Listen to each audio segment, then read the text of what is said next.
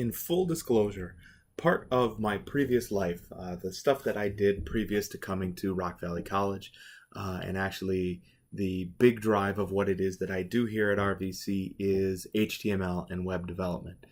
So as you're listening to things and you're thinking, my, what a web dork this individual is, you are absolutely correct. One of the things I can tell you is the packet it is that you are working with for XHTML. Remember again, in any of the places where you see the word XHTML, simply remove the X. HTML is how I'm going to refer to it. Every time it is that you see that packet, it's going to refer to doing the work in text edit. In the now 15 plus years it is that I have worked with individuals, that I've worked with project teams, that I have worked as an individual in HTML, I can tell you that very rarely and with much scorn, regret, and hatred have I had to work with text edit. It is, I'm going to tell you the good things about it before I continue to kind of verbally abuse text edit. What I will tell you is, if you are on a PC, you can use Notepad to do any and all programming you would need to do in HTML for free. That much is true. If you are on a Mac computer, and again, my preference is Mac, even though I'm recording this on a PC, it makes me wish I was back on my Mac. If you are on a Mac, you can use TextEdit. It is included and it is free, and you can do any and all of the HTML coding you would need to do there. For those of you eventually, potentially, I suppose, that are using a Linux machine, you could use Vim or any other text editor, and absolutely you could do any and all of the programming you would need to do in HTML right there.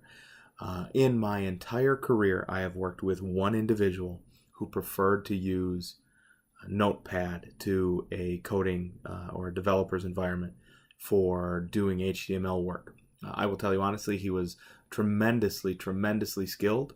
The way I can best translate this is he's kind of like in the Matrix when they were looking at that, cascading zeros and ones. That's how that individual worked. He also had a tremendous, what I would call Hobbit-like beard, and in no way, shape, or form could he function in society if it wasn't for HTML. So that troglodyte and that troglodyte alone prefers, in my experience, to use text editor like Notepad, TextEdit, or Vim. Again, you could use all of those. That's perfectly okay.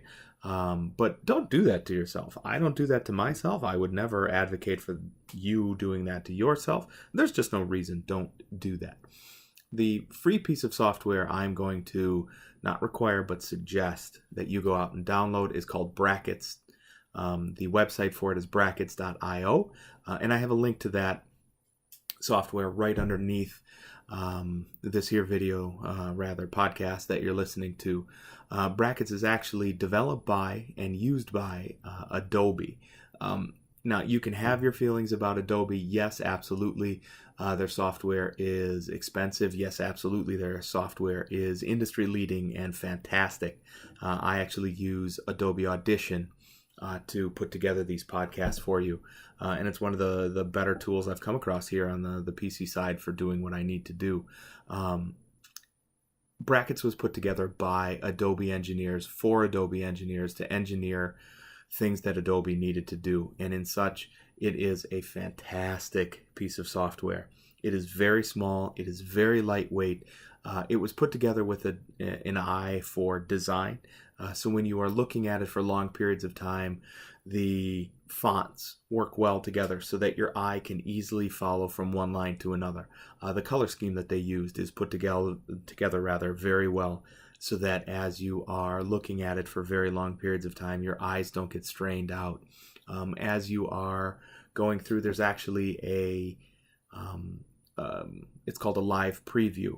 As you are putting together your code, you don't have to go around and save and export and do with your code. You can actually just put some code in and test it live as you've written it to see if it works, and that is a fantastic time-saving feature.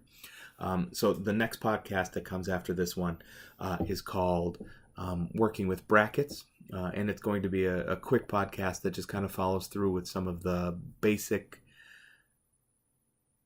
ideas that you need to use brackets successfully for what we have here. This is my personal preference. There are other really fantastic industry used pieces of software that would allow you to do what we're going to do. It's just that I'm not going to put podcasts together for them, but I should mention them here. And actually, I will put together a quick download for you. You'll see it here under this podcast. On the PC side, it is called Notepad++. Notepad++ is a huge portion of the industries uses it. It is a very, very well developed piece of software. But in my personal opinion, number one, the fonts it uses are not as good. The colors it uses, number two, are not as good. Number three, it can be needlessly complicated. And actually the reason we use it is number four, or don't use it rather, number four, is that for those of you who are listening on a Mac, or there is no Notepad++ that you can download and use on your Mac. So we will be using brackets for no other reason than, number one, it's better, it's easier, and it's more robust than Notepad on a Windows PC or TextEdit on a Mac is. But number two, it's available on the platform that 100% of you are going to be coming to us from, which is Windows or on a Mac.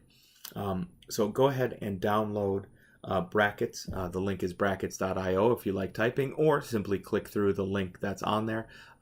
It is absolutely positively a vetted piece of software. It's an industry standard software, so you don't have to worry about where it's coming from, what it's going to do to your Mac or your PC. It's very small. It's lightweight. It will not have a negative impact on your system, and overall, it will make working with HTML much easier, much better than using Notepad or TextEdit on your systems. One other note, I'm going to mention it here. I'm going to mention it in working with brackets. I'm going to mention it in working with the PDF files. Any place it is that you see print this, do not print this. I take a huge commute to get down to RVC. We print a ton of paper that nobody ever really needs or uses. I just figure that's bad karma, and I don't want to go through that.